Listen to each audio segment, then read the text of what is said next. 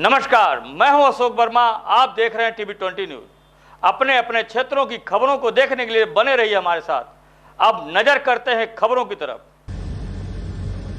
अब जबकि लोकसभा के चुनाव का प्रचार समाप्त हो गया है, कल 7वें चरण के वोट पड़ेंगे, तब मैं तो समझता हूं सभी जितने बड़े नेता हैं सबको साधना करनी चाहिए। केवल प्रधानमंत्री को ही नहीं, और प्रधानमंत्री जी कर रहे हैं तो उसमें सहयोग भी करना चाहिए। आलोचना का विषय तो कभी हो ही नहीं सकता। साधना, ध्यान, मेडिटेशन, योगा, भक्ति, पूजा, आस्था, श्रद्धा, विश्वास, ये कभी विरोध का विषय नहीं हो सकता। करते सभी हैं, करते सभी लोग हैं। कोई सुबह पूजा करके आता है, कोई शाम को करता है, तो किसी तरह से करता है। तरीके अलग हो सकते हैं, विधि विधान अलग हो सकता है, लेकिन इसमें विरोध करने की बात नहीं है। और जहां कमरे के अंदर घर पे करने की बात है, प्रधानमंत्री जी हैं, देश के माननीय हैं, पूरा देश उनका घर है।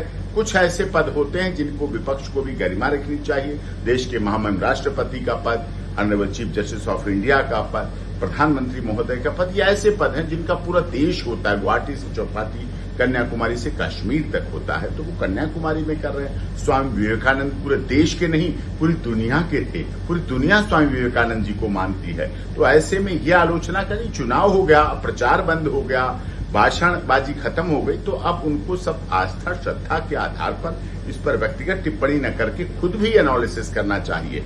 खुद भी ये बातें करना चाहिए कि हाँ, किस तरह से हम एनालिसिस करें, क्या हमने गलत कहा, क्या हमने सही किया, कितना गलत कहा, कितना सही कहा, कितना अधिक ज्यादा कह दिया, ये सब चीजें हैं। विषय गंभीर विषय है। देश के लोकतंत्र के बड़े राजनेता हैं, चाहे पक्ष हो चाहे विपक्ष हो, उनको इस पर ध्यान करके निजी आलोचनाओं से सदैव सभी राजनेताओं को बचना चाहिए और उस पर अपनी व्यक्तिगत टीका टिप्पणी नहीं करना चाहिए।